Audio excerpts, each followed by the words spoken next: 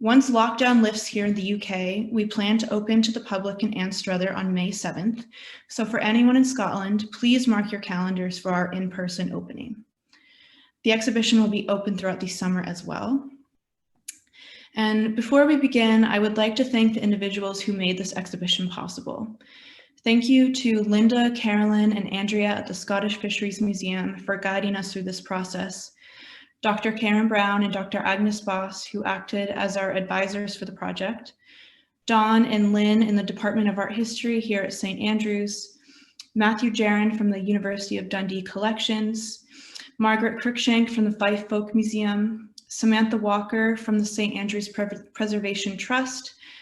Callum McAndrew and Jan McTaggart for their advice, and Brogan Orkney from the Music Center. Our thanks as well to our panelists, David Williams, Dr. James Grellier, Dr. Tim Stojanovic, and Nicola Thomson. Now it is time to introduce our keynote speaker. Dr. James Grellier is an epidemiologist and environmental scientist interested in furthering understanding of the impacts on human health of various aspects of the environment. He is a research fellow at the European Centre for Environment and Human Health at the University of Exeter's Medical School here in the UK, and a senior scientific fellow at the Institute of Psychology in Poland. James worked as a researcher and the overall project manager of the EU-funded Blue Health Project, and currently continues his research in quantifying the health effects of the natural environment, air pollution, radiation, and heat, both in the UK and internationally. He currently lives on the north coast of Cornwall in the UK. Dr. Grellier, I will now invite you to start your presentation. Thank you very much, Helen. That was a really nice introduction. I hope that now you can see my screen. In fact, you've actually very well introduced pretty much my first slide, which was an introduction of what I was going to talk about today, which is essentially the effects of the sea on our health. And as you already did a very good job of introducing me, I don't need to go through what I do. But perhaps I would just say that I'm really excited to be taking part in today's event and this interdisciplinary project, this exhibition, and the online panel discussion that we'll be having. It's really a pleasure. So the title of the exhibition immediately brought to my mind the song Beside the Seaside, which probably most people in the UK would recognise and know the refrain, if even not the verses. The recording that made that famous was by someone called Mark Sheridan in 1909, and the song is largely about visiting the sea for holidays, but we also see that he'd say how much he'd like to reside by the side of the silvery sea. Now, people do exhibit this preference just now, just as they did then. And we know something about the way that people prefer the sea and the amount that they prefer the sea using a couple of different methods. Firstly, we can just ask people, what do you like? The other thing you can do is to ask people through some kind of clever methods of something called revealed preference. Now, a colleague of mine, Dr. Matt White, in 2010, to do this stated preference, he presented people with 120 different landscape photos with systematically varying amounts of water in them, in different urban and rural scenes. And the finding of this, and he asked them to rate them in terms of pleasantness and how much they affect their emotions and so on. And it seemed that urban landscapes with water were hugely preferred over those without water. And because there's a sense that, there's an example of these pictures here, because of some other work which has been done which demonstrates people tend to have a preference just for the colour blue, this was then repeated with black and white images, and exactly the same results were found in a different group of people. So we can clearly see that people have a preference for the sea and the seaside. Also, using this method of revealed preference, we work out how much people are willing to pay or how much they are willing to visit the sea. And what's really clear from research that's been done is that people will pay a 10 to 15% premium for hotel rooms or houses which have views over water and specifically over the sea. Now, why and how did people develop these preferences for the sea, and how do they relate to the idea that the sea promotes health? Now, in the UK, because we have all this associated infrastructure of piers and beach huts and these things, and this kind of idea of seaside holidays having been taken for health by the Victorians, I've got a picture of Southend Pier here as a kind of illustration of that, because that's where I grew up. But this wasn't something that only became popular in the Georgian and Victorian eras. So work done by the historian John Travis noted that Victorian sea bathing for health stemmed from two much older practices. One of those was the inland spa practice, where people went to places like Bath and Buxton and drank the waters and didn't exactly swim, but were dipped by people who came and kind of officiated that process. And that all started way back in the 16th century. And that carried over to early seaside resorts in the early 18th century. And just as people drank the mineral spring water at the inland spas, so too at the coast, including drinking seawater, which I wouldn't recommend. And of course, the other practice was that of working people. They would visit the coast to bathe too. And there's not so much documentary evidence about when this started, but it was known to be established in England, at least by the early 18th century, both for recreation, but specifically also for health. Now, formal medical ideas that bathing in seawater is good for health go back to the mid-18th century. So in the 1750s, a Dr. Richard Russell set up spas in Brighton and wrote extensively on the curative properties of seawater, including drinking it again. And in 1791, the Royal Sea Bathing Hospital was set up in Margate. And this continued over time. But before I go on, I should say something about health. So this really, when we're talking about health there, we often think now about health really in terms of disease, which is somewhat contradictory. So I'm just putting this definition of health up by the World Health Organization. It's a very old one, where health is considered to be a state of complete physical, mental, and social well-being, and not merely the absence of disease. And if we look at health like that, it's not just about not being diseased, but also about having this state of good well-being. Where does health come from? We know where diseases come from. Well, health, as Professor Richard Smith, who was a former editor of the British Medical Journal, stated here, that health is not produced by hospitals and the health system. And so health really comes only from two places. One is our genetics, and the other is our environment. And I mean environment writ large, everything that's around us.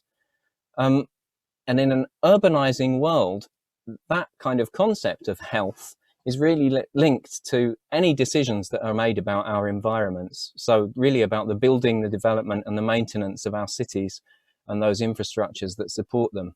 And the questions we face in public health are whether we choose to make health and well-being central to that decision-making process, and how do we want health and well-being to be distributed in our populations. Now, after the kind of construction of piers and people going to promenade and bathe and dip and so on for their health, around about the same time, there was a kind of better understanding of disease, which happened in the mid-19th century. People before that believed that disease was caused by miasma, sort of bad smells in the air. But someone called Dr. John Snow in 1849 correctly linked a cholera epidemic to contaminated water in Soho. And so people started to understand that disease was actually not just from these bad smells, but was coming from something in the water, and very rapidly medical understanding of how diseases were caused increased. And in the late 1850s, a huge pollution event in a very hot summer in the Thames led to sewers being built across London, which hugely improved the state of sanitation in the cities. Of course, they didn't think about the wider impacts of pumping all of that sewage out into the lower reaches of the Thames. Now, in the 60s, particularly in the US, environmental movements led to an increased awareness of environmental degradation. And so this pollution people started to understand the way that pollution spread, and the public became very wary of contamination of the sea, and probably rightly so. So again, I'm drawing again on my own personal experience. Ever since the Victorian sewers were built, the so-called Bovril boats or sludge vessels would take the solid human wastes out from Beckton to a place called Black Deep, which is just in the North Sea, to effectively dump this raw sewage straight into the water, with the idea that it would be taken away on the ebbing tide. Now, of course, this wasn't the case, and it was only because of environmental legislation introduced by the European Union in the late 90s that that practice was stopped. But this represented a kind of general change in the scientific discourse where everything related to the sea was about risk, and risks and how to manage those risks. And this is appropriate given the magnitude of some of them. So pollution, drowning, floods, all of these things are incredibly important in terms of impacts on people's health and well-being. But unfortunately, it overshadowed research that looked at the positive impacts of the environment on health and well-being. But that did emerge, and that kind of research related to the sea and health, or blue spaces in general, so rivers and lakes as well, came from work which was on green spaces. So researchers in the late 20th century from a lot of different scientific fields started to look at the benefits of green spaces on our health and trying to quantify that in terms of their psychological benefits, their economic benefits, all sorts of different things. And we also had an intuitive sense that parks were good for us, but it's quite important to have evidence, because this is how you persuade policymakers to make decisions regarding building parks or maintaining them and so on. So what this research found is the effects were driven by different kinds of pathways. Building a park, people start to use it, or people have views over it and so on. So there are active and passive pathways by which that their health could be improved. And, I've skipped ahead there, access was very important. And access to these spaces, to green spaces, was seen to reduce inequalities in health and well-being. So this is a powerful tool in our cities to make people healthier. And so at the beginning of the Blue Health Project, which we started 5 years ago now, we outlined a kind of conceptual model. We said, hey, we want to maximize the population health and well-being. How do we do that related to blue spaces? So we know that contact with blue spaces is important, the interactions we have with it, whether we get wet or not. The activities that we do in those places are important, whether it's physical activity or social activity, or even in kind of virtual environments. And this is all kind of determined by the quantity and quality of blue spaces that are available to us. So how do we make sure that places are accessible? This in turn is determined by the urban planning and infrastructure and the decisions made about how we design our cities. And this is all subject to climate and climate change and the events which are occurring in the kind of the larger world. So we used lots of different ways to fill in the gaps between these different boxes on my diagram, including huge international surveys, one of 18,000 people across the world, analysing large geographically linked health databases, carrying out small urban acupuncture interventions where you make small changes in a landscape that can have disproportionately large positive impacts, which might be making access to a coast or putting seating in a particular way in a small park and so on. And we also used virtual reality to test some of these the theories that we had about these things, how they linked together in an experimental setting. So the survey in particular provided us with a huge amount of information on people's visits to blue spaces, particularly the sea, where they go, what they do there, how long they spend there, and how it makes them feel. And we've been able to analyse this related to how their health and well-being are reported.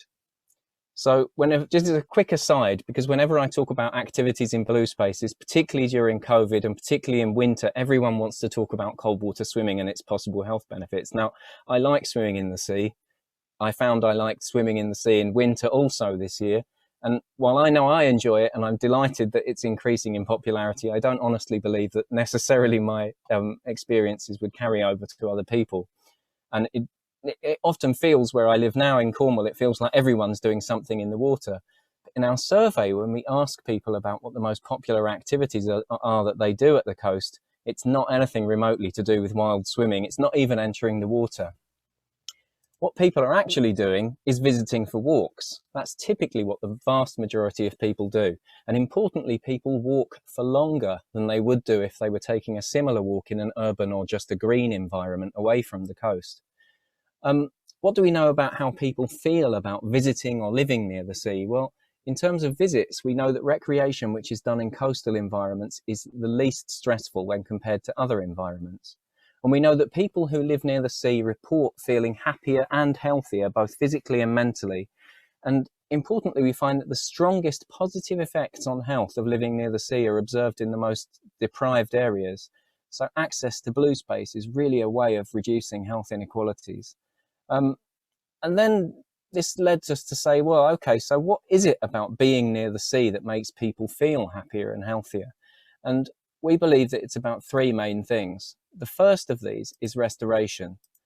Now, marine environments have been demonstrated to be particularly restorative. And what I mean by that is that our cognitive systems are fatigued, our brains are tired, our attentional resources are depleted through so much of the kind of the mire of everyday life. Our telephones, our computers, our daily lives in general cause us stress and anxiety. And we need some way of kind of reducing that in order to feel better. Blue spaces seem to be particularly good for that recharge, excuse me, and restoration. It might be the calming cyclical movement of the waves, the light, the familiarity of the spaces and the various other kinds of views and so on that people have. That's all still research that's going on. The other thing which is important is a process which we talk about as instauration. So what do people do when they're there? Now, first and foremost, people get physical activity. They take exercise. This has a huge benefit in providing preventing non-communicable diseases. So heart diseases, cancers, all sorts of things benefit from doing physical activity. Clearly, these places are often where positive social interactions have. People spend quality time with their friends and families connecting over common activities. And we found that unstructured activities are the ones which really are reported as being the happiest and least anxious visits. So things like playing with your children, socializing and sunbathing or paddling are really where people feel most happy. And another thing which happens is that people develop a sense of place. The places that people can spend their time on the coast, they feel linked to it, and people report having somewhere to go to defend themselves against the effects of a poor mood. Now, we also know that blue spaces cause a reduction in urban heat. So this mitigation process, this thing which is actually making our cities more bearable, not just talking about the UK, but globally, water bodies afford this reduction in heat, which benefits people's health. And another thing is noise. Urban noise is masked by natural sounds, and experimental research shows that water sounds, particularly with birds song, reduce experimentally induced stress more than urban sounds, which isn't perhaps surprising, but also more than silence or calming music. And it's been found that adding water sounds to traffic noise improves the way that people rate that in terms of pleasantness. So clearly the blue spaces, the characteristics of them really can improve our sense of health and happiness. Now, how can we bring the benefits to the population? Not everyone lives by the coast. One of the things we have to bear in mind is that coasts and coastal ecosystems are fragile, and they really need to be protected. And protecting them requires an awareness, having the right tools for the job, and the resources to do so. We would like to see responsible and safe visits to the coast being encouraged. Access and accessibility is essential. Privatization of the coast is a disaster from that point of view, and it's happening in many places in the world still. Conducting citizen science and engagement with local communities are very important, and it's important to recognize that different users of our coasts have very different outlooks, values and needs, and the only way to understand this is by getting people together.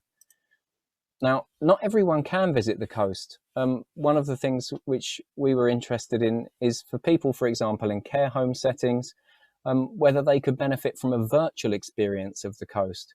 We did some research in both Sweden, in elderly care homes and in memory cafes in the UK. And the results that we obtained from the study in memory cafes in the UK for people who have memory loss were really positive. And the majority found that their virtual reality visits to the sea were soothing, evoked memories, and they reported feeling really immersed in nature in these environments. So this is another ongoing interesting area of research for us. so I haven't really mentioned, but of course not everyone can go to the coast whenever they want to. So how can we bring these experiences to other cities? And really, other blue spaces inland also have considerable value. So we shouldn't stop at the coast. Rivers link to the sea. It's all part of the same system. And people should explore, understand, and restore and make use of these places, and really and try to make sure that their co-benefits for health are taken into consideration in decision making in their settings.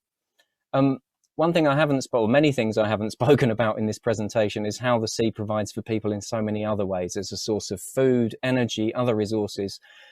It's imbued with all kinds of cultural and spiritual meanings. Now, that is what this exhibition is for, and I'm delighted to have been able to open this. I highly recommend, when the museum is once again open, that visitors make use of that to understand even more about how the sea means different things for different peoples, and perhaps to have a go at the museum's virtual tour app until the opening post-COVID. Thanks very much for your time. And I'd really like to thank all my colleagues on the Blue Health Project, excuse me, particularly Professor Laura Fleming and Dr. Matt White, and my colleagues at the European Centre for Environment and Human Health. Thank you very much. Thank you so much, Dr. Grellier, for that incredible presentation. If anyone has any questions for him, please save them for the panel later on in the meeting by typing them into the chat now, which will be sent to our moderators, or you can save them and type them during the panel. And welcome back, everyone, to our presentation. I hope that you are all refreshed and looking forward to our wonderful panel discussion on blue space. I will now hand over the spotlight to Isabel and Matea, who are two of our student members of the exhibition who will be moderating the discussion. So thank you, Isabel and Matea. Okay, so hi everybody, and thank you, Helen, for the introduction. Firstly, I'll introduce myself. I'm Isabel, and I've been the designer and editor of the By the Seaside exhibition. And I will be co-hosting this Q&A with Matea, who is the writer and interpretation lead. For this panel, we are once again joined by Dr. James Grellier, who gave the wonderful presentation earlier on his work. And we are also joined by David Williams, who is an Edinburgh-based photographer and musician. Dr. Tim Stojanovic, a lecturer in geography and sustainable development with a special interest in oceans and coasts here at the University of St Andrews, and Nicola Thomson, who is part of the West Braes project, which is a volunteer-run charity based in Pittenweem, a fishing village in the East Neuk of Fife. As we've already had an introduction into James's work, David, Tim, and Nicola, would you mind giving a brief 1-minute introduction into your work for the benefit of our audience? We'll go in the order that you are on my screen. So if I could ask David to go first, and then Tim, and then Nicola.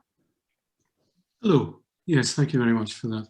And nice to be involved in this. I'm David Williams. I'm, as you say, an Edinburgh, Portobello-based photographer, and I was the head of photography at Edinburgh College of Arts.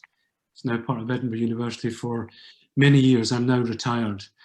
And my practice touches lots of different bases, actually. But one thing that I've had an ongoing interest in is this thing called non-duality, which sounds a bit esoteric, and I suppose it is in some respects. But certainly the work that's on show in Anstruther would sit within that territory, and we can maybe talk about that later, about what non-duality is, etc., and how it relates to those images. Is that enough? Yes, great, thank you. Good. Oh, well, hi everyone, I'm Dr. Tim Sianovich, and just to echo, it's really great to be here today, and I'm so excited that the Museums and Galleries students have use their initiative to create this amazing exhibition and draw us all together. So yes, I'm lecturer in geography and sustainable development. I'm trained as a social scientist by background, but my research has focused over the last 25 years, particularly on our seas and coasts. And most recently, since 2010, I've been based at St Andrews. Some of my research interests include how we manage our oceans, and also, you know, the benefits that we get from them. Yes, thanks.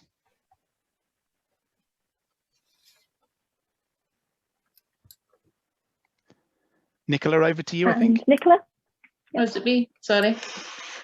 Hi, thanks to everyone involved in this exhibition for asking the West Brace project to be part of it. We're really quite excited about this. I'm one of 8 trustees for the West Brace project in Pittenweem. We're a completely volunteer-run charity, and basically we took over the Crazy Golf and started running it as a community, and then we basically went on to restoring the outdoor sea pool, which we're currently involved in, and hoping to complete that by the end of April 2021. And from that we hope to then create a sensory garden, and the kind of side part of our project we do citizen science, because we are very, very lucky to have dolphins, whales, seals quite regular where we're based. So that's kind of all the things we do, and engage with the community and have volunteers.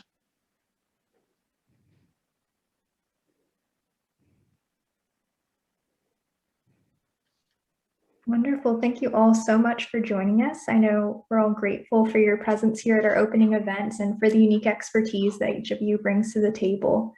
I'm going to go ahead and kick off our Q&A aspect of the event. So the concept of blue space is obviously very core and central to the exhibition that we've created. So to break the ice, I think it would be lovely if each of you could share a favorite memory that you have of time at the seaside. And you can go ahead and share in the same order in which you were just introduced. Memory. Sorry, shall I? Just sorry, was that my first? Yeah? Yeah, Sure. you go first. Yeah. Sorry. I'm just going to turn this around a wee bit. It's not so much about memories for me. It's a daily experience, because I live on the promenade here. And I walk it every day, and I have done for years. I made work on the promenade for 40 years now, some of which is in the Anstruther show. So it's an ongoing thing for me, and it's refreshed and renewed every single day. And you know, I've made some video work down there, some of which might be included in this exhibition later on. And I'm doing a book of the results of this daily walk, and I'm doing that with a poet called Alan Spence. And so it's ongoing. I couldn't point to one memory. There are so many. I have thousands and thousands of memories pinned on. If you can see my wall upstairs, it looks like a madman's room, all from the promenade. So I'm an addict in that respect. So it's an ongoing thing, is all I can say from it. Thank you.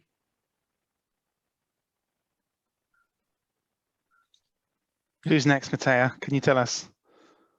I believe, Isabel, is it Tim? Yeah. Mm-hmm. Great, thanks. Just checking. Yeah, you're right, David. It's so hard to choose from the memories. I'll pick one at random, I think. But before I do, I just want to react to our keynote speaker, James. I really enjoyed that talk. Thank you, James. It was a really enjoyable piece of science. I don't know, audience, if you felt like me. Not all of us love the sea, but I do. And as James was speaking and tell us about his work and the work of his research team, almost felt like someone sort of explaining why I do like the sea as much as I do. So it was a great talk, James. Thanks anyway. But I better answer your question, Matea. So many memories. Let's try for one at random. I'm going to go for a sailing one, I think. I don't sail so much now, but I used to. Sailing round Land's End in a force 8 storm, my goodness, that is etched on my memory forever. And at the time, obviously, I felt fear. But, you know, it's weird. I don't feel that same fear right now. Now I look back and I almost feel like, wow, what a privilege it was to be in the middle of seeing what the sea can do. And obviously, I'm happy that I'm still alive to tell you the story and to tell the story to my kids and families. So yeah, that's definitely a memory. So many, but that one's etched in the mind, I think. Some sailors in the audience might be able to relate to me on that one. Yeah, over to the next person. My memory, I would say, is as a child, my first holiday was actually to the seaside, and believe it or not, it was Anstruther. And I think that's where my love of the sea came. And then literally a year later, we moved to Anstruther. So my passion kind of grew from there. So yeah, that's my best memory. Okay, I'll add one, shall I? I have the same problem as David, I think, as this kind of encapsulation of one best memory. I would say that the things which really stick out in my mind are these ephemeral things, the kind of the events that happen so rarely. And one of those would be swimming in the Thames in the estuary with bioluminescence at night. And it's a complete chance that this happens. You know, you're walking along the promenade at night and you see some movement in the water and you think that looks strange. And then when, you know, you go in it and it feels transformative. It's like a new world, really. And I must say that really sticks out in my mind as a happy memory. That's wonderful. Thank you all for sharing. I think in reflecting upon the past, I know for you, Nicola, you mentioned your very first holiday being to the seaside, and thinking of where you were then to where you are now. Could all of you give us a brief summary, perhaps, or an idea of what has led you to your current area of expertise?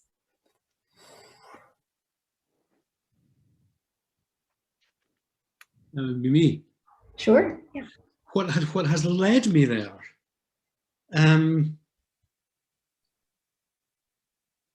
Well, maybe I could talk about the non-duality thing here. Could I do that? Perhaps? Perfect. Yeah. Just so, as I say, it's a word I'm not very keen on, but no one can think of another really.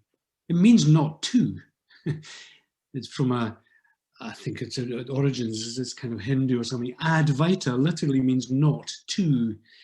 And as I say, my work will sometimes explore that, this notion of oneness. And of course, the sea can be the ideal vehicle for that, and many, many other things, actually. So in these images, I'm trying to reconcile the ultimate duality. And again, excuse, it still sounds a bit kind of exotic, but hopefully the pictures are nice to look at anyway. And they're not about non-duality, but it's what underpins them. And the ultimate duality is the absolute and the relative, you know, the space and what that manifests in it. And, you know, it's no accident that a lot of Eastern philosophies go to the sea as the metaphor to get as close to you can, I think, to unpacking that, as close as you can to unpacking that. So the ocean itself would be the void, the absolute, and the waves would be the relative. And these two are one. It's quite a good way of pointing to something that is so ineffable and indescribable. So the work that I have on the show in Amsterdam, it kind of deals with that, but there are people in the pictures. The implication might be that the people are the waves as well. You'd have to see them to kind of make sense of that. But they're very ethereal and kind of dreamlike, and hopefully induce a kind of calm in people. Although I'll tell a little quite amusing story, it just occurs to me actually. I'm going off piste here a wee bit, but these were done some years ago anyway, and I was with a gallery in Edinburgh, and there was a big corporate art buyer interested in buying them, because I was quite excited because this could have been a fair amount of money for me. So it was a bank actually. I won't tell you, it's one of the biggest in the world actually. Anyway, they didn't purchase them. And the reason given to the gallery, they didn't tell me, was that they were nervous of hanging them. The ones in Anstruther were quite small that we're showing. There's another size which is really big, and it was in those days. And they said that they were nervous about hanging them in their office spaces around the world, in Germany and America, in case people wanted to leave the office, that they felt unnerved by being trapped in their office spaces. And of course, these people aren't daft. I mean, they know what they're buying, etc., and the impact it will have. And that was the reason, despite the fact they said they loved them, that they couldn't purchase them because they couldn't hang them, because they're for use in their own offices. These art pieces that they buy, and that was the reason they gave for them. And I was quite kind of proud of that, but I'm disappointed as well. But that they would induce a sense the spaciousness would want people to leave their work. So anyway, I've been ranting on a bit there. That's enough from me. What got me into it? Thank you, Chairs, for that question. Well, I can relate to what my fellow panel member Nicola said. Nicola, you were saying about happy memories of the seaside at Anster, and the same's true for me. The beach just happens to be Littlehampton in England. But I think what was the real start point for me being fascinated by the seaside and even getting the opportunity to take a career out of it was as a young man thinking about what I wanted to study. And I came across a university that offered a degree called marine geography, which is a bit unusual, but I made that choice. And I think that was the start of a really, really great adventure, a 25-year adventure. It's been good. And I suppose there's all sorts of disciplines, isn't there? And that you can study at university. Probably all of them look at the sea, can look at the sea in some way, but my degree really did. I started off being interested in I suppose the natural science questions, you know, like why is the ocean behave like it is, or what causes erosions. And as I went on, I found myself more drawn also to the social science questions. So we've got all these problems in the oceans. What should we do about them? And that's still something that interests me. Yeah, but that chance at 18 years old to try and see what I could find out more about, that choice I made really got me into the sea. Yeah, over to you, Nicola. Well, I don't really have any expertise. I'm just very fortunate to be part of an absolutely superb team of volunteers and trustees, as I stated earlier. Why did we get into it? I would say that the project kind of kicked off because everybody has a love for the area, the pool in particular. We sort of formed a group to begin with, and we put it out to the public and asked what they wanted to see restored or fixed or put in place in the village, and to our sheer astonishment, the pool came number one. We thought it was going to be a local shop, but no, the pool came first. So that's kind of where our passion in it started. And I think just obviously with it being a marine environment too, you know, I've got a real passion about the marine environment and protecting it. And my personal background is working with children.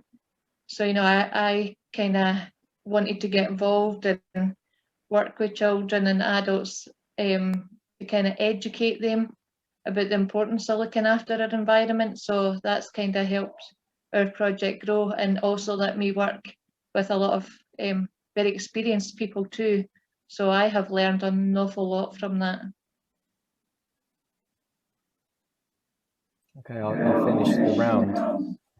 So for me, I think that it's similar in a way to Tim, that I was led into studying natural sciences by the fact that I was interested in the way that the world operates, and I did a geology degree, and about halfway through that degree, I think I just started to think to myself that it's not very human, any of this. I felt it was a bit removed from humanity in some way. So I started to think, well, how does geology affect, you know, people? And, you know, obviously when you're pulling metals out of the ground and so on, it's generating pollution. So I kind of moved into this environmental geology field. And then for many years, I worked then building up a kind of portfolio of, excuse me, different pollutants and the diseases that they cause people. And at some point, this opportunity came up to stop looking at patterns of disease, but patterns of health, which is partly why I put that in the presentation, because they're kind of two sides of the same coin, but they're not exactly opposites.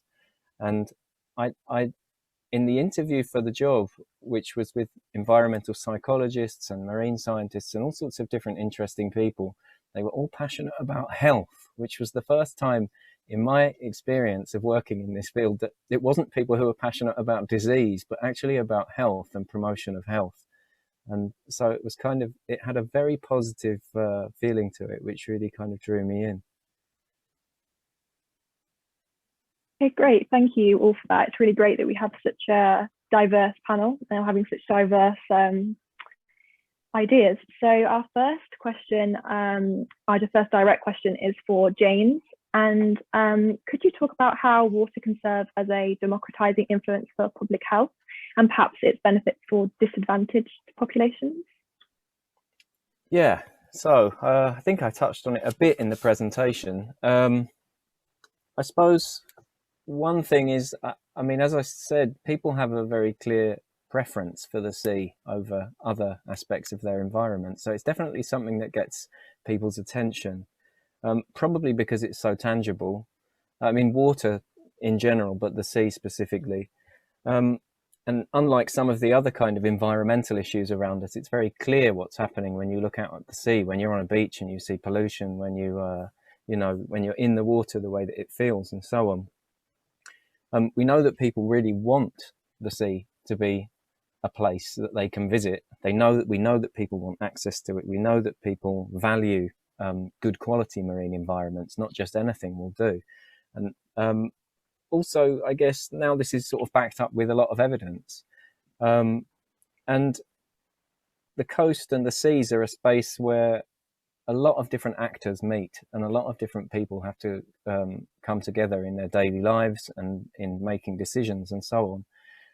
And I think because there's this opportunity to kind of decrease health inequalities by giving people access to, for example, the coast, or to other kinds of spaces where they can take physical exercise and restore their minds, it really does represent a huge opportunity, because very often what happens is many of our cities are on the sea or on other kinds of blue spaces, so places linked to water. And when decisions are made about building a seawall or about building a new bridge or about whatever kind of development that's going on, or heaven forbid, privatizing some piece of coastland, there is always a co-benefit that can be recognized for health. If you're building a seawall, make a promenade on it. If you're building a bridge, make it accessible for people by foot. Make sure it's not disrupting the way that other aspects of that environment work and so on. So yeah, I think that there is something specific about water because of people's preference for these environments and their increasing awareness of them that really brings people together. And the net benefit for particularly the poorest people in our society could be really considerable. Okay, great. I think it's really interesting when we think about the tangible effects of the sea and this pull that people just seem to have towards the ocean. I think this kind of the next question links well to this. So it's for David. So for the benefit of our audience, in the physical exhibition space, we're going to display 2 of David's photographs. And so, David, what kind of messages do you hope to portray in your work? Well, with this work, and again, it coming back to the non-dual thing. Hopefully, there's a kind of if you know, you can't please everybody, but those that connect with them, that there is going to be there's a kind of primordial pull there, actually, you know, attraction. I think that is the word. I mean, it's where we're from. Maybe that's why we like to go back there or hang around there. And I think I would like to induce a sense of that. I remember once speaking to quite a senior Buddhist teacher, actually, and he was talking about meditation and mindfulness and these things we hear a lot about these days, of course, particularly mindfulness. And I said, what if people are so unwell? Because meditation is quite a stressful thing, actually, if you're not up to it, you know, if you're not of that disposition. What if people are so, you know, I don't know, or they're just so unnerved or something that they can't meditate? He said, just look at the horizon. Nothing else. Just look at the horizon or the skies. And that notion of, you know, I thought, wow, what a great thing to say, you know. This is a guy who spent 50 years of his life meditating from morning till night. He said, it's very simple. Just look at the horizon. And in a way, you know, without making too much of it in my own small way, I hope I could present a kind of flavor of that, if nothing else. That would be it, really. Pretty straightforward. Yeah, following along with that, I know we're so grateful to be hosting Pieces from Occurrence and Stillness. It's a lovely series. Did you have challenges in photographing the ocean?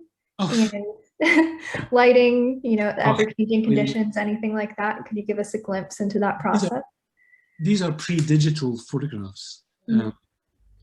Digitization was just coming in. So they're shot on a medium format camera, quite a big camera on film.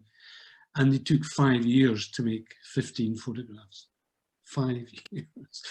They're shot in the North Sea. I mean, people don't, well, in those days, people didn't really swim there. Say the North Sea, but you know, the River Forth going into the sea. And it's freezing cold. And the weather conditions had to be very, very particular. It's in photography, we call it a typology. It's not a strict typology, but it would fit into that category, where it's shot from the same vantage point, the same lighting conditions, this kind of stuff.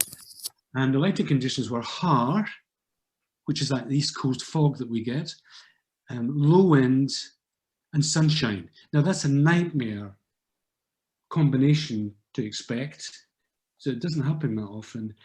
And without getting too technical, because of the sunshine, you have to put, and these are long exposures, they're about 12 seconds.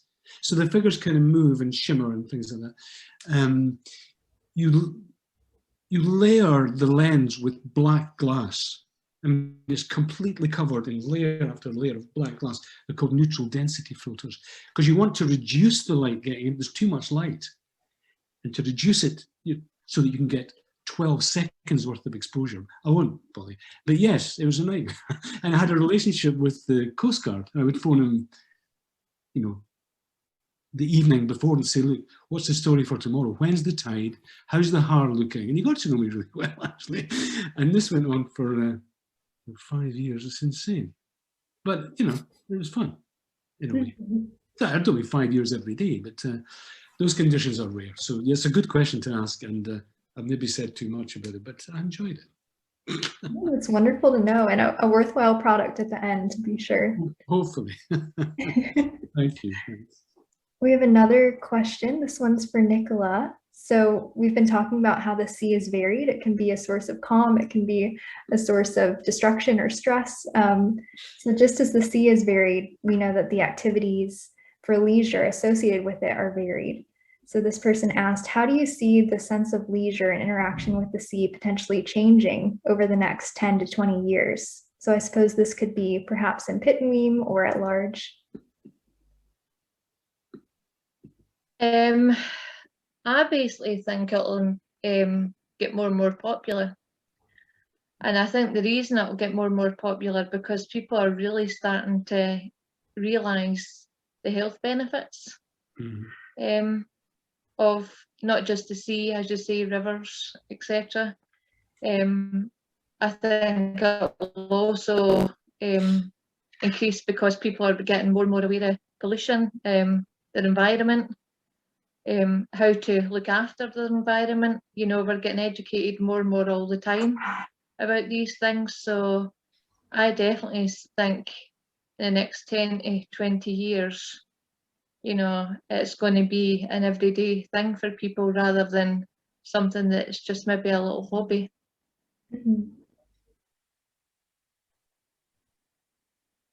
Yeah, I wonder if, could I just come in on that? Because I completely agree with you, Nicola, and I think that it's really significant, the change over the last year, because people have been seeking all kinds of new ways of entertaining themselves for free, effectively, and, you know, things that benefit their health and so on. And where I live in Newquay, there's a huge number of people that swim in the sea year round now. And that absolutely wasn't the case previously. But the really significant thing, which we know from the science, is that people engaging with nature in that way, you start to, I mean, even I know when the tide is tomorrow. For the, you know, this has only happened over the last year that I really know this now. I know, you know, I start looking at where the wind's coming from. I think about the, you know, whether it's rained recently. Do I expect there's been a pollution incident nearby, and so on. All of these things make people so much more aware of the environments that they live near and in. And it can really serve to hugely positively benefit the environment that people are starting to understand it around them. Yeah, Tim? Yeah, I agree with that. Can I come on this as well? I mean, I agree with what you said, Nicola and James, but I'm wondering, guys, and also audience as well, I mean, do you feel there's some driving factors going on here?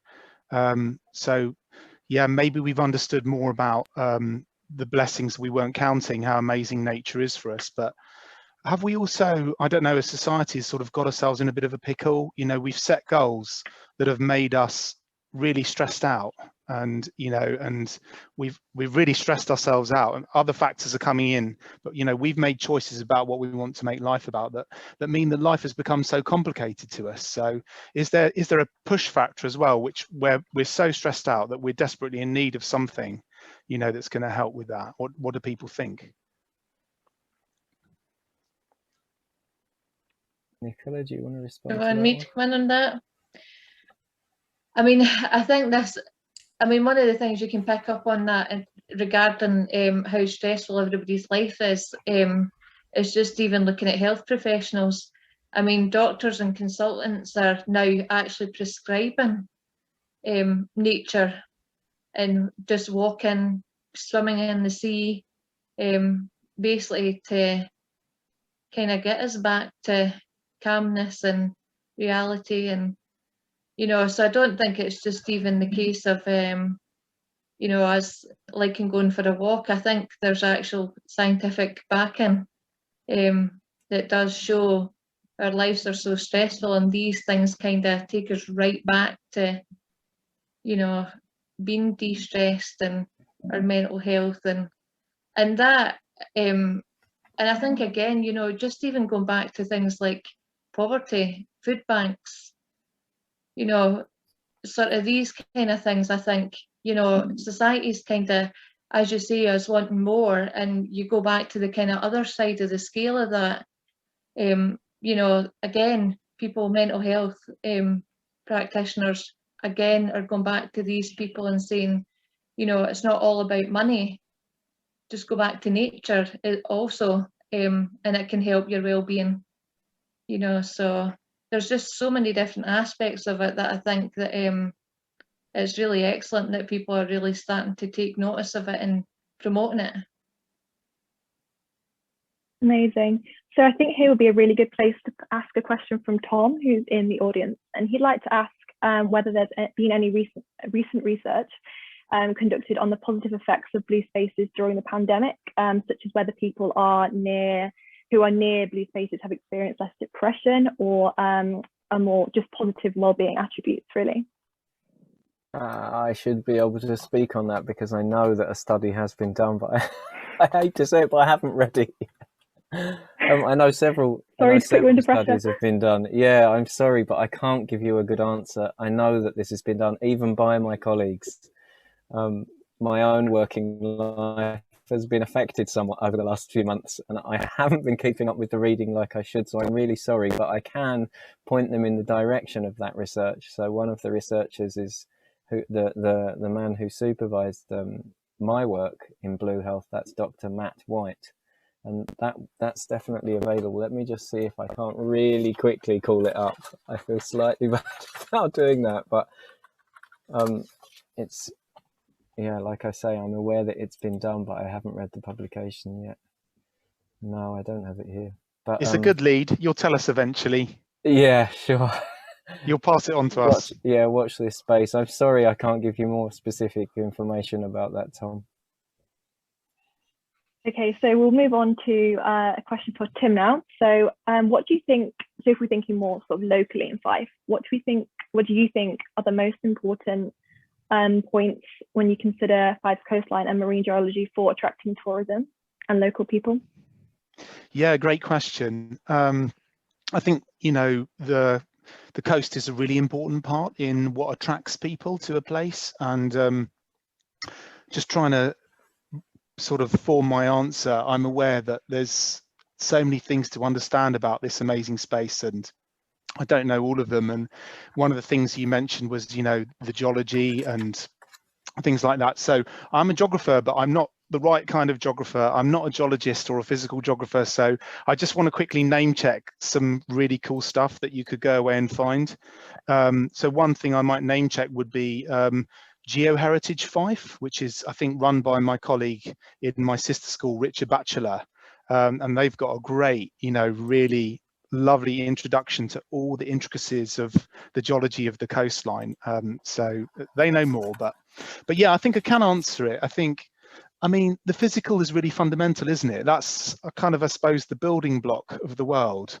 So yeah, the geology and the physical coastline's got to be really important. And Isabel, you were saying think locally. So I'm thinking, okay, I'm walking out of St Andrews. Those of you who are St Andrians, think with me. We're at East Sands. We're heading up. You know, we go up the hill there.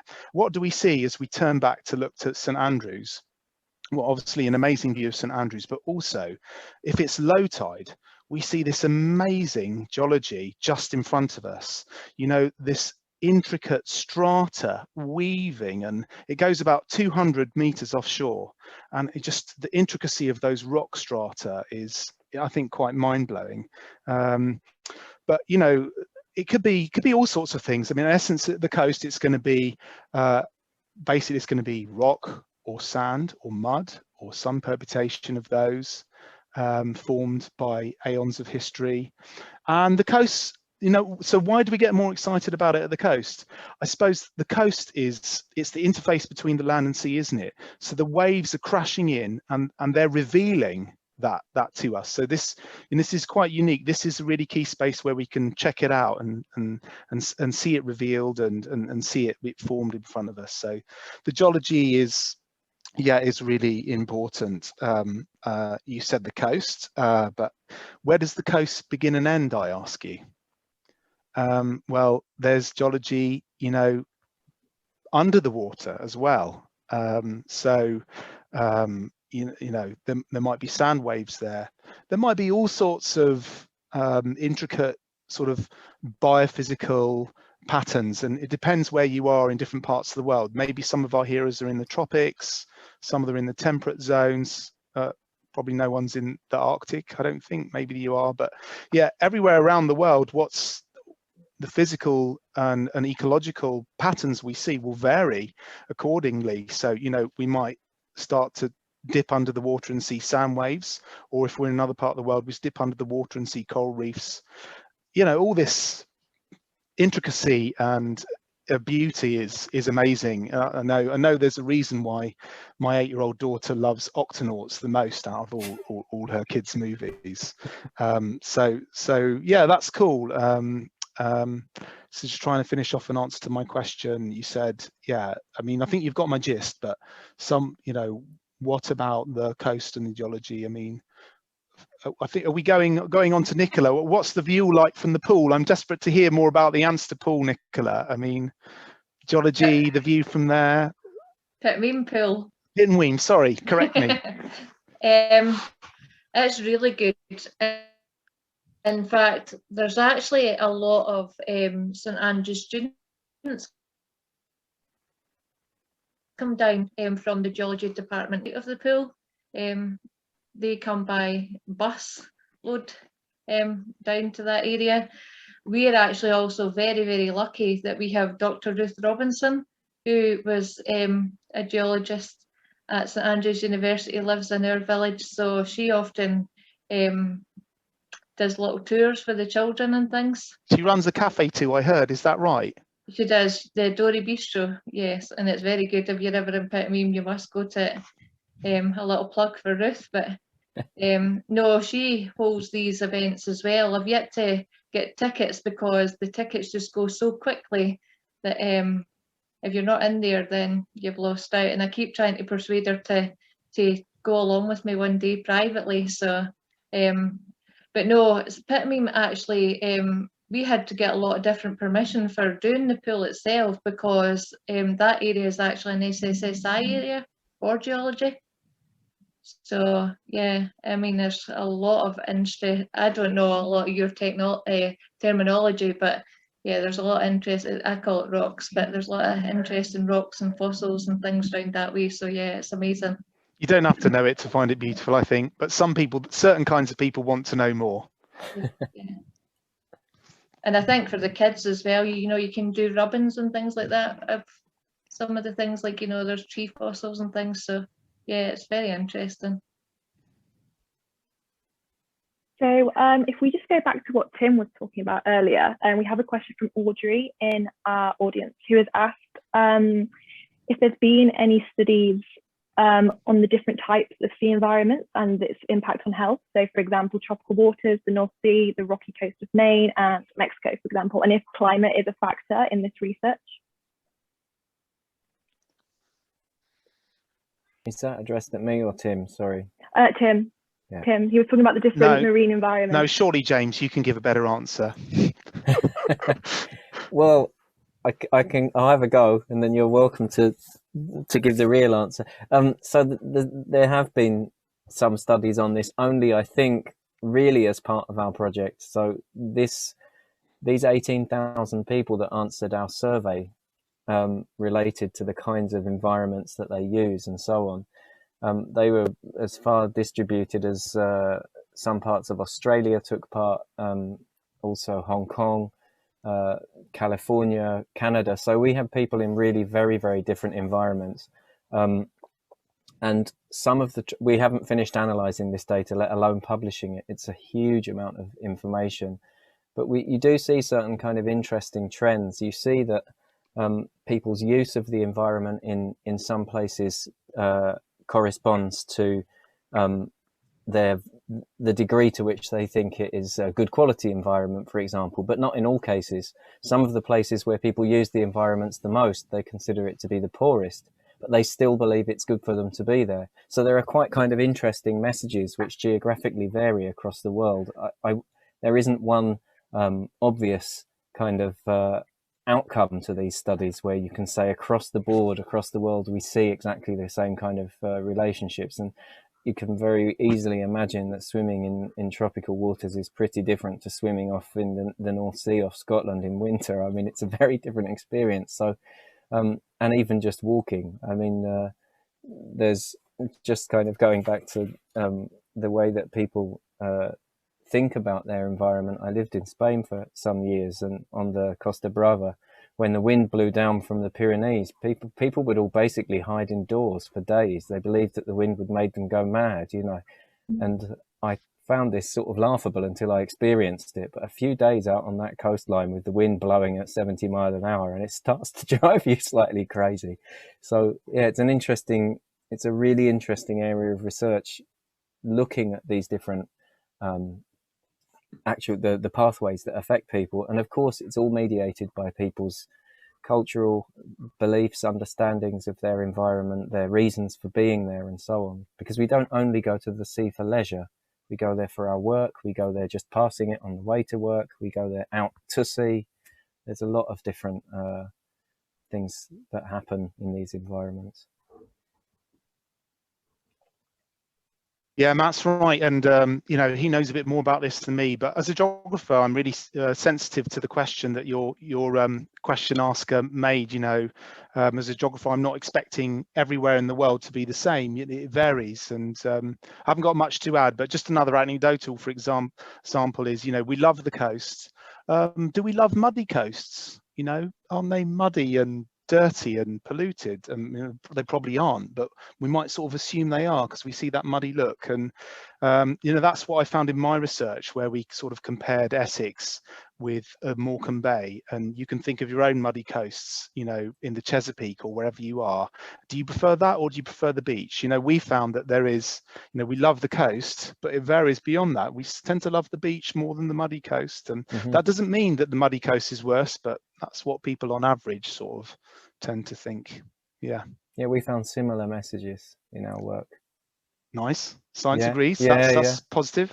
That swamps and marshes and things like that, in spite of being environmentally and ecologically very valuable, weren't necessarily the places that people associated with. Yeah.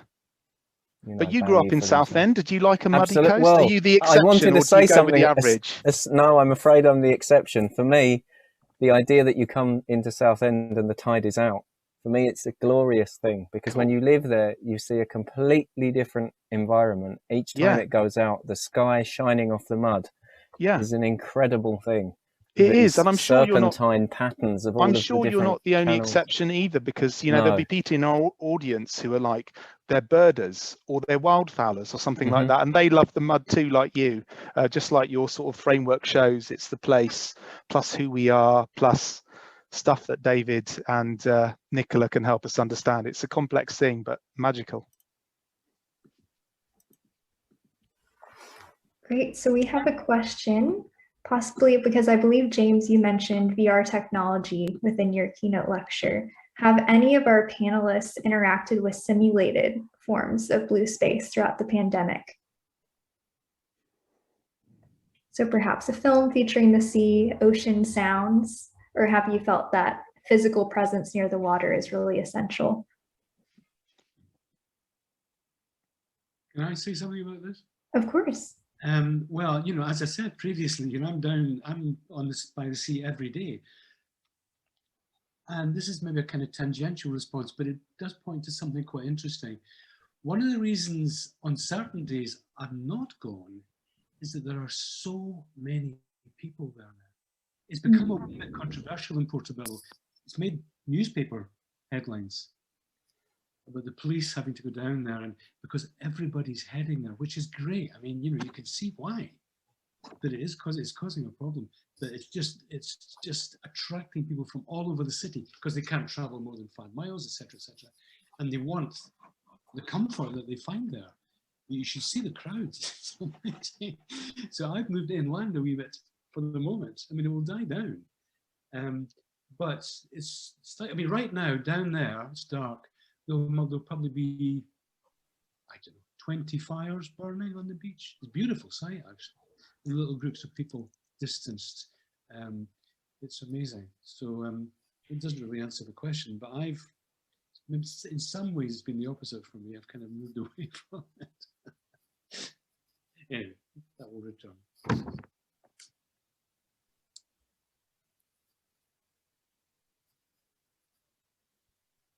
Anything else? If no one else has another response, we can carry on to the next question. Yeah. So this is also open to all of you.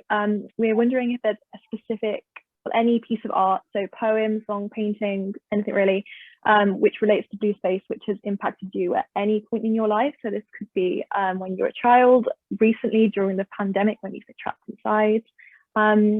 Because we know as an exhibition team, we come from really diverse backgrounds. So like architecture, art, science, history. And when we've made this exhibition, we realized that actually we have this sort of core love for the sea, and we didn't realize we had this until we started planning this. So we wondered if you too have a similar experience with a piece of art that you like. Do you want me to pick up on that one? Yeah, of course. Yeah. I would say music. The one thing that that I've gotten familiar with is, I don't know if any of the audience or any of the panel have heard of Blue Lagoon films. It's 2 Scottish guys who, the first sort of thing they did was they went through Glencoe on a canoe. I mean, if you've not seen it, you have to watch it because it's really very good. And it's a good bit of humour and brightens your day. And they've started doing a little bit on the 4th, but they've also produced some music, and their music is very soothing to listen to too.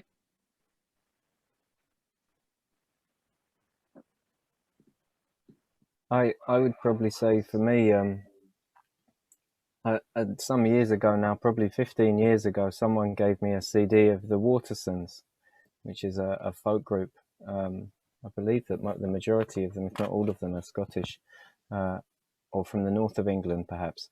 And on the particular CD that I had, it's nearly all kind of songs about the sea, and not exactly sea shanties, but often about the horrors of losing, you know, the sailors in the town in a storm and so on. I would imagine most of these songs go back probably 100 to a couple of 100 years, or songs about whaling and things like this. Now, when I had children and I wanted to sing them to sleep at night, I very quickly realized they didn't really know any songs, but I had retained pretty much all of these songs. So my daughters have been sung to sleep, getting on for 5 years now between the two of them, to stories of sailors losing their lives and people going off to catch whales, which is perhaps a little bit unusual, but they like them at least. And it's really kind of now ingrained, this music in my everyday life in a way that I never would have imagined when I first got it as a present. You want to say something? Well, I mean, I think as you say in the catalogue descriptors, you know, it just applies across all genres. I mean, we could sit here all night. Poetry, all kinds of literature. Music definitely springs to mind. My own medium springs to mind. There's a chap called Hiroshi Sugimoto, a Japanese man who did some very, very moving black and white pieces. But on the music front, there's the obvious choices. There's, you know, Debussy and Benjamin Britten and all that kind of stuff. My choice, apart from Joni Mitchell, actually, must get her in there. River's one of the most beautiful songs ever written, I think. But mine's across their oeuvre, the trajectory of their lives would be the Beach Boys. You know, they started out with these incredible kind of genius harmony, fun songs about surfing. And then, you know, you're moving through the years, gets a bit darker. By the time you get to an album like Surf's Up, what a great title for a song. And they just milk the metaphorical implications. And then, you know, Brian Wilson, a very, very troubled man, but it's such a beautiful, as I say, trajectory. So for me, yeah, I would conquer the Beach Boys. That would be my choice. I still listen to that stuff. So. Yep.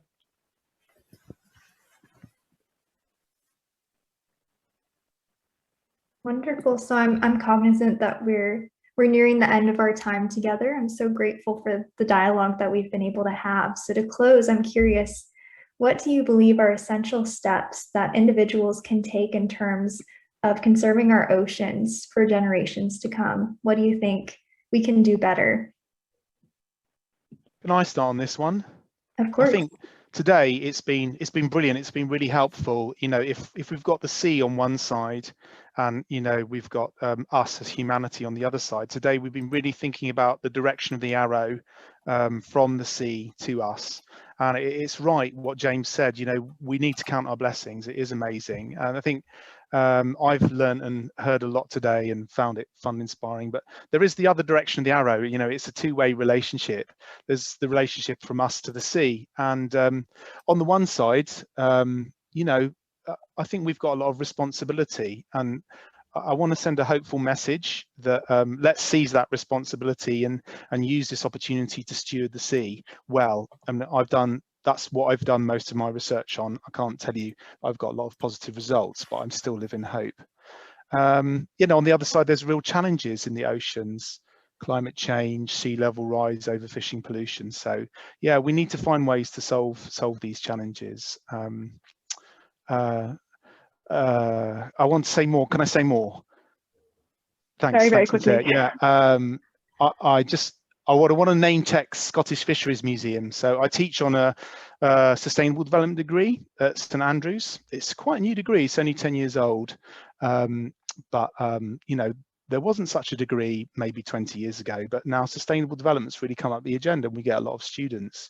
And we run a field trip, to the Scottish Fisheries Museum, and we haven't done it for a couple of years, but it's been a great museum trip for the students to go there and physically see, you know, how fishing was done, see the vessels, see other stuff, and really unpack some of the issues and problems. It's really brought it alive. So and pop next door to Anstruther Fish Bar as well and have some chips as well. Yeah, so I guess the students are choosing this degree because they're seeing there's problems in our oceans, and we need to solve them.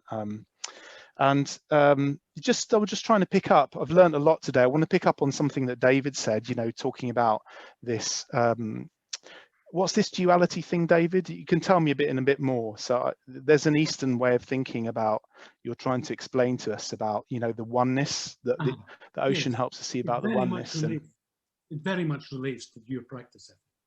Yeah, that sounds interesting. I'm minded, I don't know much about that, but I'm minded about other traditions as well, I suppose, like in monotheistic and Western traditions, which I don't research, but which really interest me.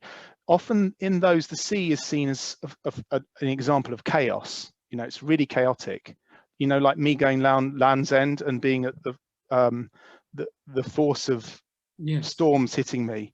It's just a bit different than the Eastern tradition. And what are we meant to do about that? I mean, in the Western tradition, in the sort of monotheistic and Christian traditions, we're meant to see that chaos and sort of cry out for help to a creator, you know, to help us escape this chaos and help us understand how to steward it properly. And that's a great debate, actually. Yeah, and probably there's something in both of them, isn't there? We could have a debate, but I think we're going to run out of time. So I think, yeah, there's challenges in the sea, and we need to try hard. We need help even beyond ourselves. I'll leave it at that. Over to the next person. Yeah. I think actually we're going to have to wrap up now, if that's okay. That seems like a really good place to end. And I also want to say sorry to all of the questions that have been submitted by the audience that we haven't been able to answer.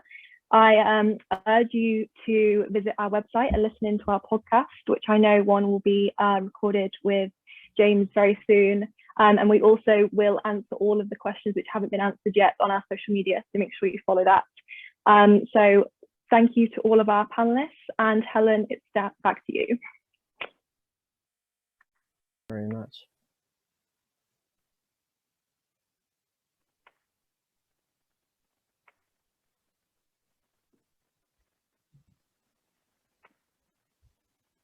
Thank you so much, everyone, for attending. This was so wonderful, and we're very grateful to all of you for supporting our studies and for being interested in the Scottish Fisheries Museum and in the ocean. And so, yeah, we would just like to thank again our panelists. That was so wonderful, and our performer, Ashlyn O'D. And also thank you to our advisors again, Dr. Brown and Dr. Boz, and Linda and Andrea and Carolyn at the Scottish Fisheries. And if you want to keep following along with our exhibition, please go to our Facebook or Instagram or Twitter. And we also have a website which will have said podcast called Sound Waves, which will be coming up as well. And we'll keep updating our community on the different educational programs that we have going on here in Fife, and other kinds of we have also our digital exhibition that is on our website. And finally, just like to thank Maddie and Rebecca, who are working behind the scenes, who you haven't seen, but they've been making this event run so smoothly, and they're the ones that have the podcast. So no matter where you are in the world now, I hope that you have a good rest of your day, and we hope to see you in the future, either online or hopefully in person in May with By the Seaside. So thank you everyone for attending.